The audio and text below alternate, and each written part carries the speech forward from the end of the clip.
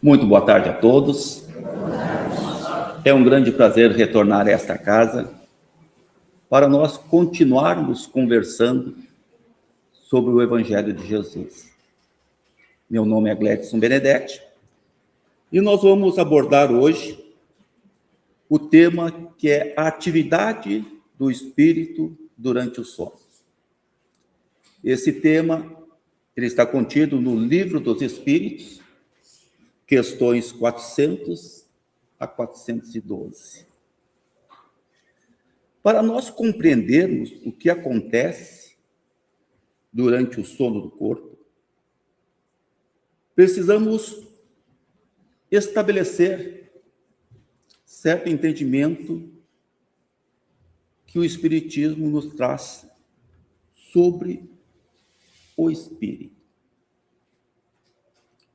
Nós somos um espírito encarnado. Quando o espírito está encarnado, a gente costuma chamá-lo de alma, para diferenciar do espírito desencarnado. E nós também possuímos um corpo de matéria, um corpo biológico. E muitas vezes a gente confunde o corpo material com o espírito. E são coisas totalmente diferentes. E nós precisamos ter bem claro isso para nós. O corpo físico é um corpo biológico. Ele se mantém através de energias biológicas. Por que nós tomamos café, almoçamos e jantamos? É justamente para alimentarmos o corpo físico. Esses alimentos líquidos ou não, eles vão se transformar em energias biológicas para movimentar o nosso corpo. E essa quantidade de energia, ela vai aumentando de acordo com o desenvolvimento do corpo físico. Já o espírito, ele se alimenta das energias espirituais. Tem nada a ver com a biologia. Esse é um ponto que precisa ficar muito claro para nós. As enfermidades, elas atingem o corpo físico. O espírito vai sentir e sofrer as consequências, as limitações, as dores. Mas a enfermidade, ela está no corpo físico. Precisamos também rever o conceito referente à existência espiritual e diferenciar a existência do espírito da existência do corpo físico. O corpo físico, ele tem um período de validade. O corpo físico é aquele veículo que Deus proporciona ao espírito para vivenciar as experiências na Terra. Já o espírito, ele é imortal. O espírito não morre. Outra coisa que precisamos ter claro para nós, que a casa original e que será permanente do espírito é o plano espiritual. O espírito, ele reencarna e vem para o plano material para um processo de evolução, de experiências e alguns poucos em missões. Também precisamos compreender sobre as existências. O corpo físico é finito. Ele acontece na concepção, se desenvolve e lá um dia vai desaparecer.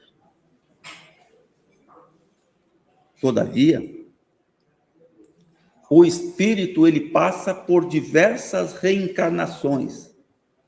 E essas reencarnações fazem parte do processo evolutivo.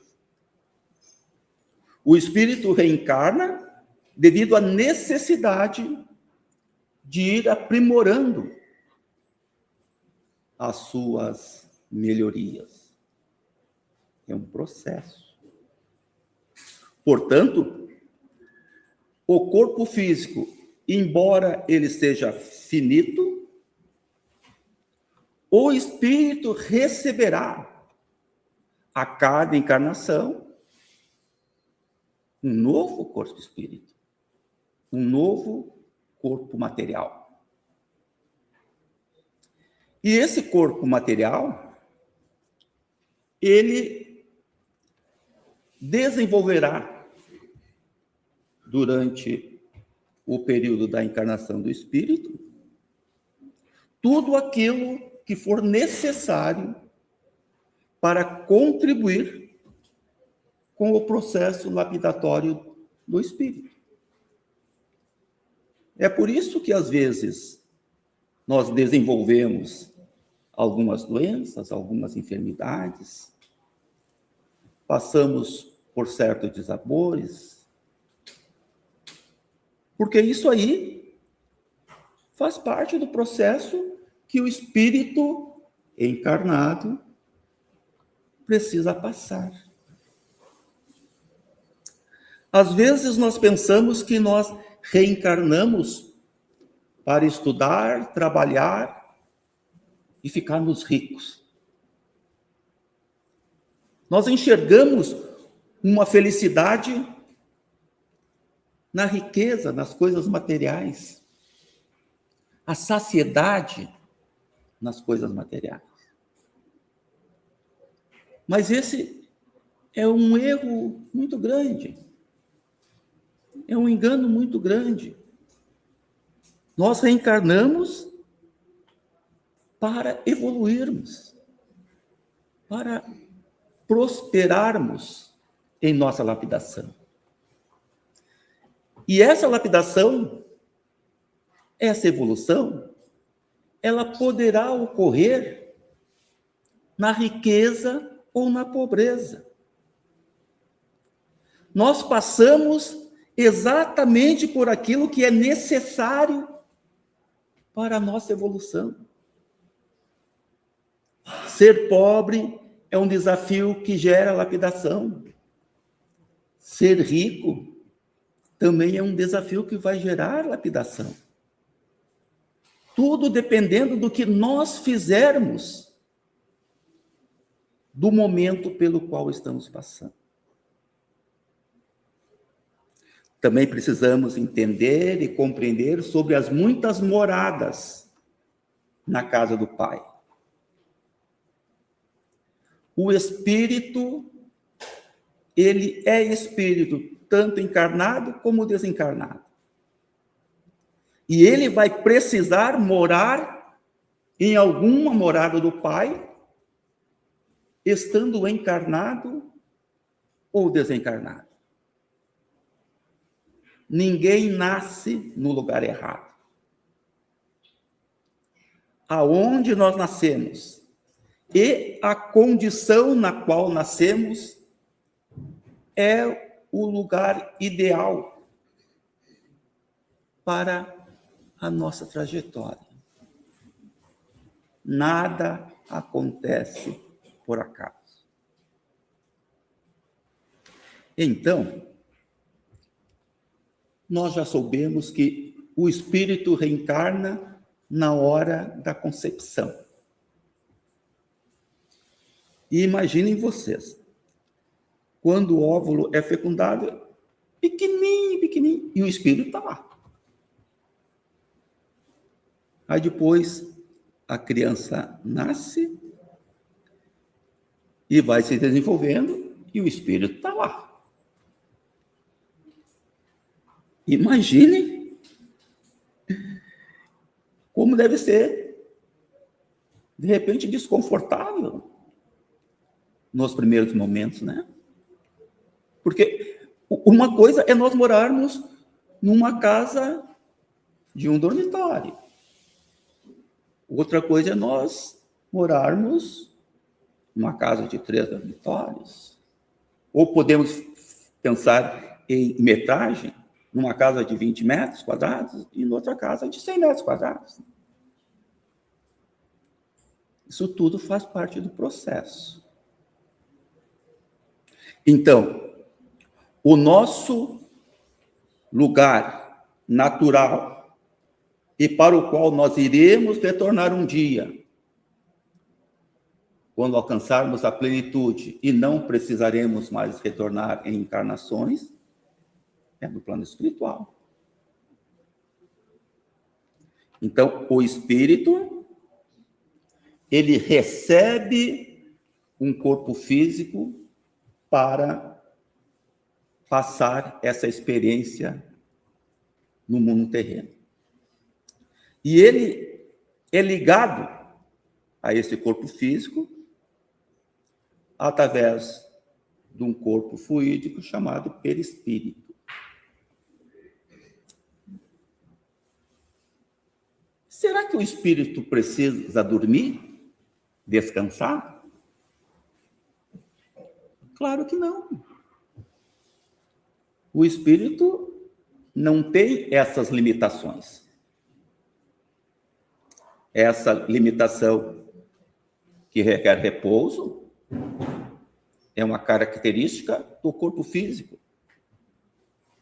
E aí nós precisamos compreender. Nós acordamos, tomamos café da manhã e vamos fazer as nossas atividades e gastamos aquela energia do café da manhã. Aí o que nós fizemos? Nós almoçamos. Aí nosso corpo biológico vai gerar novas energias e nós vamos trabalhar até o final do dia e as nossas energias já estarão quase que esvaídas. Aí nós jantamos, ingerimos alimentos que serão trabalhadas pelo nosso metabolismo, gerando novas energias, e nós vamos fazer as nossas atividades noturnas. Até que, em certo momento, bate o cansaço esse que é reparado através do sono. Então, o corpo físico precisa dormir para descansar e ter as suas energias refeitas. E o que o espírito faz nesses momentos? Se ele não precisa dormir. É aí que o espírito, eles têm uma certa liberdade e se afasta do corpo. Precisamos deixar isso muito claro. O espírito não se desliga do corpo. Ele se afasta do corpo. E vai experimentar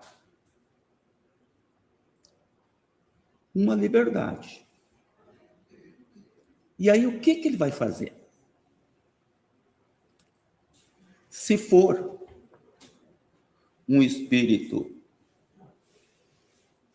que ainda está longe da perfeição, ele vai buscar os seus iguais. Vai em busca dos seus parceiros de farra, parceiros de ilícitos, parceiros de beberragens, tudo o que compraz a um espírito que está longe da perfeição. Se é um espírito que está um pouco mais adiantado, ele vai procurar os seus iguais também. E possivelmente vai matar saudades de familiares, vai matar saudades de algum mestre. Se for um espírito um pouco mais evoluído, de repente ele vai querer se dedicar a atividades que venham a contribuir para a sua lapidação. E ele poderá procurar instrutores, benfeitores espirituais que ajudem na sua lapidação. Então, nós precisamos compreender que o espírito somos nós. O espírito faz aquilo que nós fizemos. Porque nós somos espíritos. Quando nós estamos em vigília, o que o nosso espírito encarnado faz? Faz aquilo que o seu estágio evolutivo o instiga. Alguns trabalham no bem, outros se dedicam ao mal. E quando o espírito está liberto do corpo, digamos assim, ele vai fazer o que lhe compraz. Muitas vezes, vai para junto daqueles que gostam de drogas, para se comprazer naquele ambiente. Vai para junto daqueles que gostam de álcool, para se comprazer. Mas também pode ir visitar familiares que desencarnaram. Matar saudade. Também pode ocorrer do espírito aproveitar esse momento para praticar vinganças, para perseguir. O fato é que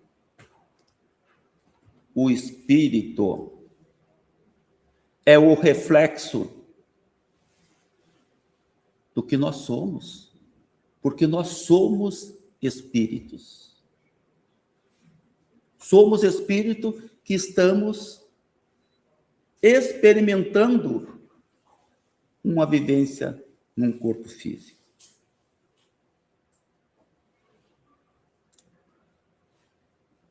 E o que nós precisamos fazer para que o nosso espírito possa aproveitar de forma mais benéfica essa sua liberdade durante o sono físico do corpo? Nós precisamos procurarmos nos comprometermos com atividades benévolas durante a vigília, enquanto o corpo físico está ativo.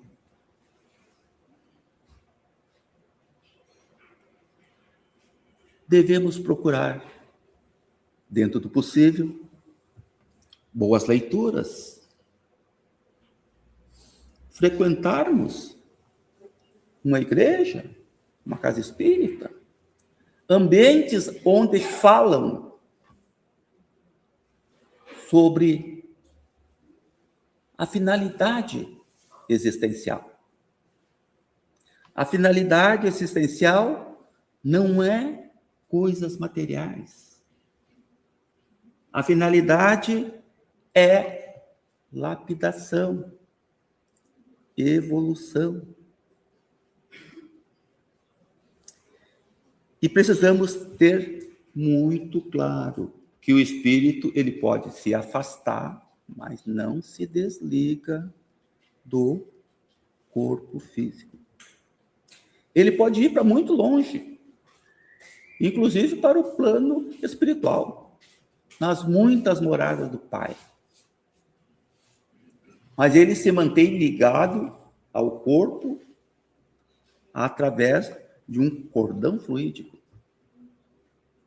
O corpo não fica abandonado.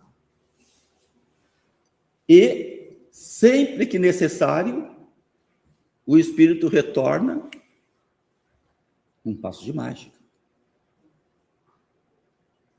A gente pode exercitar algo assim, ó. Às vezes nós estamos dormindo e alguém chega e nos acorda assim de supetão assim.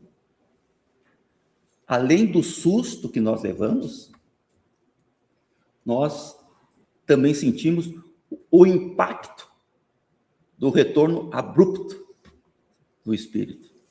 Que às vezes ele está longe em alguma atividade e de repente precisa retornar de sopetão, né? Mas retorna. O espírito, ele só se afasta definitivamente do corpo físico quando o corpo falece. Aí sim, o espírito retorna ao plano espiritual e vai para uma das moradas do Pai. E aí, sempre é bom nós reforçarmos, né? Ninguém vira santo porque desencarnou. A gente vê muito isso nas redes sociais por aí, né? Ai, fulano partiu, é uma estrelinha no céu, virou um anjo. Não é assim que funciona. Da mesma forma que ao encarnarmos, nós somos encaminhados para uma das muitas moradas terrenas do nosso Pai. E isso fica muito claro quando alguém reencarna na Etiópia, na África, no Brasil, né? São uma das muitas moradas do Pai. Alguns vão reencarnar em ambientes mais benévolos, outros em ambientes mais hostis. Mas ninguém reencarna no lugar errado. Deus sempre nos coloca no lugar mais adequado possível para nós experimentarmos as experiências necessárias para a evolução espiritual. Porque a lapidação e evolução é o objetivo existencial.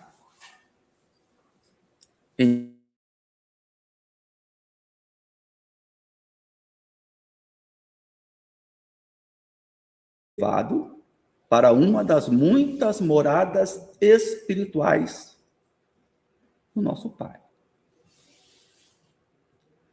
Aqui na Terra, nós podemos dizer assim, exemplificando, né, que essas regiões onde há muitos conflitos, guerras, fome, sofrimento,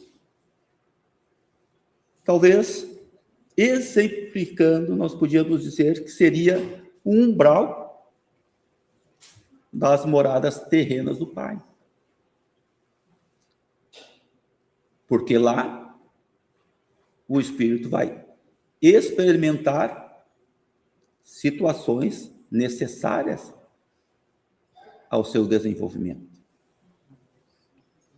Porque muitas vezes nós falamos no umbral do plano espiritual, que é onde há sofrimento e ranger de dentes. Aí a gente parece que tem a tendência de pensar que Deus colocou o Espírito lá para o Espírito sofrer. Não. Deus não faz isso. Deus sempre escolhe e faz o melhor para nós. E nós, muitas vezes, não aceitamos conselhos vindos com amor, com carinho, com afago. Não.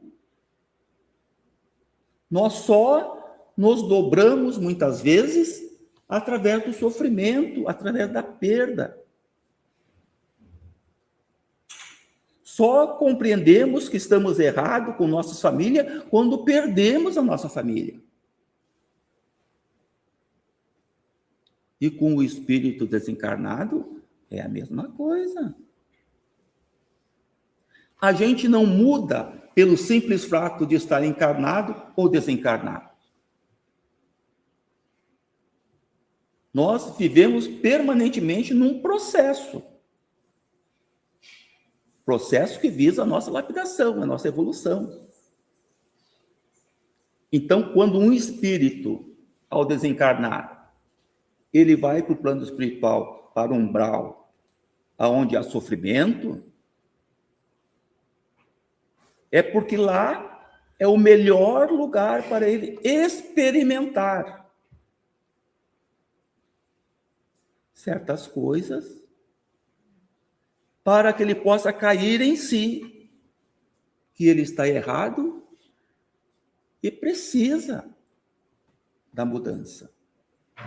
Precisa se melhorar. Precisa perceber que do jeito que ele está fazendo é inadequado. Que do jeito que ele está fazendo está gerando sofrimento e se não mudar, cada vez vai ser necessário mais e mais profundos sofrimentos para que ele venha a cair em si. Às vezes leva muito tempo. Da mesma forma que acontece com os espíritos encarnados. Quantas vezes os pais aconselham os filhos? Por favor, meu filho, não faz assim. Tu está indo pelo caminho errado. E somos resistentes, somos rebeldes, praticamos ilícitos e acabamos na cadeia.